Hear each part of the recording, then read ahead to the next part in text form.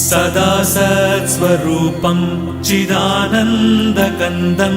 जगत्सम्भवस्थानसंहारहेतुं स्वभक्तेच्छया मानुषं दर्शयन्तम् नमामीश्वरं सद्गुरुं साईनाथं नमामीश्वरं सद्गुरुं साईनाथम् भवद्ध्वान्तविध्वंसमार्ताण्डमीड्यं मनोवागतीतं